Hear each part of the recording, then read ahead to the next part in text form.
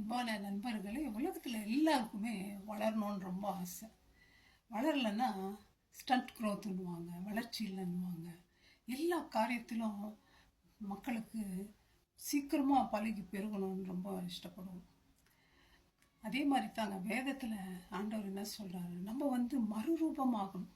இருக்கிற மாதிரியே இருக்கக்கூடாது. குழந்தையா இருந்தோமா குழந்தையா இருந்தோம், சரி இப்போ அடல்ட் ஆகிருக்கிறோமா அதே மாதிரி உலகத்துக்கு ஒத்த வேஷம் தெரியாமல் மனம் மறுரூபமாகணுன்றார் ஆண்டவர். எப்படி அது மறுரூபமாகிறது? இயேசு கிறிஸ்து உலகத்தில் இருக்கும்போது மறுரூபமானார் மலையில் போய். அது மாத்திரம் இல்லை, நம்ம எப்படி இந்த உலகத்தில் மறுரூபமாகிறது? இந்த பழைய மனுஷனுக்கு நம்ம சாகணும். நமக்குள்ள பொறாமை, பச்சரிப்பு, கோபம், வேசித்தனம், கள்ளம், கபடு, விபசாரம், இது மாதிரியான காரியங்கள், எல்லா விதமான பாவத்துடைய காரியங்கள்லேருந்து நம்ம விடுவிக்கப்படணும். புதிய மனுஷனாக மாறணும். அது எப்படி முடியும்?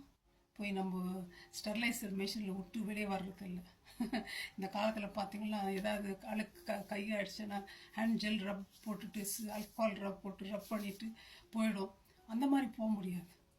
அதுக்கு இயேசு கிறிஸ்து நமக்குள்ளே வந்தால் தான் நம்ம புதிய மனுஷனாக மாற முடியும். நம்ம பாவங்களெல்லாம் அவர் எடுத்து போட்டுருவார், நம்மளை கழுவி சுத்திகரிப்பார். அதனால் நம்ம என்ன பண்ணணும்? நம்ம கழுவப்படணும். அவர் ரத்தத்தினால கழுவப்பட்டு புதிய மனுஷனை ஆகும் பொழுது அவர் நமக்குள்ளே வந்துட்ட பிறகு இனிமேல் நம்ம பாவம் செய்ய மாட்டோம். இனிமேல் திருப்பியும் நம்ம பாவமான காரியங்களை நோக்க மாட்டோம், கண்களால் பார்க்க மாட்டோம். பாவமான சிந்தனை நம்ம எண்ணத்துக்குள்ளே வராது. எப்பொழுதும் ஆண்டவரோடு இருக்கிற எண்ணம், ஆண்டவரோடு பேசுகிறது, படிக்கிறது, பைபிள் வேதம் வாசிக்கிறது. அந்த வேத வசனத்தை உள்ளே வைக்கும்போது பாவம் செய்யாதபடி தேவன் நமக்கு உதவி செய்ய பரிசுத்த ஆவியானவர் நம்மோடு இருக்கிறார்ன்றார். ஃப்ரெண்ட்ஸ், இந்த பட்டர்ஃப்ளை கூட நம்ம பார்த்துருக்கலாம். வண்ணத்து பூச்சி புழுவாக இருந்து அது ஒரு நாளில் அழகான பட்டர்ஃப்ளை வெளியே வருது, பறக்குது. புழுவாக தான் ஊர்ந்து நினச்சி. அதே தாங்க நம்மளும் ஆண்டவருடைய பிள்ளைகள். அவரை போல நம்ம மாறணும்.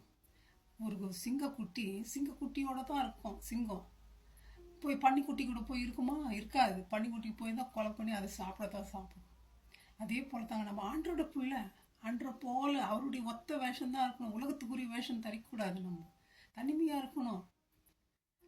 நம்ம யாருன்னு மற்றவங்க பார்த்தோன்னு சொல்லணும், ஓ இவன் அந்த பாவத்தெல்லாம் செய்ய மாட்டான்டாப்பா, இவன் ரொம்ப சரியான ஆள், அவங்ககிட்ட வேணாம் அப்படின்ற மாதிரி நம்ம அவ்வளோவா ஸ்ட்ராங்காக இருக்கணும். நம்ம அதை தாங்க டிரான்ஸ்ஃபர்மேஷன்.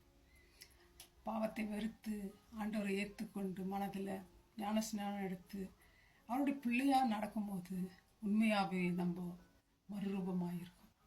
இந்த மறுரூபம் இங்கே மாத்திரம் நின்று போகிறதில்ல. நம்ம எல்லாம் சில பேர் மறைச்சிருப்பாங்க. ஒரு நாளில் எக்கால சத்தம் தொனிக்கும்.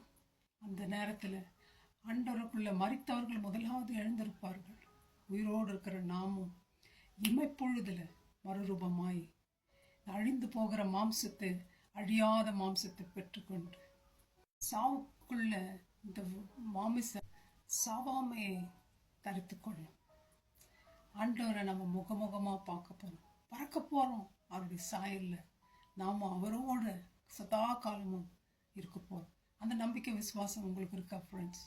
அப்படி இல்லையா, வாங்க இயேசுப்பாக்கிட்ட போவோம். இமீடியட்டாக அவரை நோக்கி கூப்பிடுவோம். நம்முடைய எல்லா வாழ்க்கையிலும் அவரை வச்சுக்குவோம். அவர் மாத்திரம் ஒதுக்கி தள்ள வேண்டாம். அவர் இருந்தால் தான் பாவம் செய்யாமல் நம்மளால் இருக்க முடியும். நம்ம அவரோடு வச்சு எப்பொழுதும் நடக்கும். பரிசுத்த ஆவியானவர் நமக்கு பவர் கொடுக்குறன்றார். தப்பு பண்ணும்போது நம்மளை கரெக்ட் பண்ணுறார். ஃப்ரெண்ட்ஸ், நம்ம ஏன் பாவத்தோடு இருக்கணும்? அந்த நித்திய வாழ்க்கையை இழந்து போகணும். கமான் ஃப்ரெண்ட்ஸ், இயேசு வருகிறார். மாரநாத்தா, வெயிட் பண்ணுவோம். ட்ரான்ஸ்ஃபார்ம் ஆகியிருப்போம். என்ஜாய் பண்ணுவோம் இயேசுவோடு. May God bless you, my friends. Thank you. Bye-bye.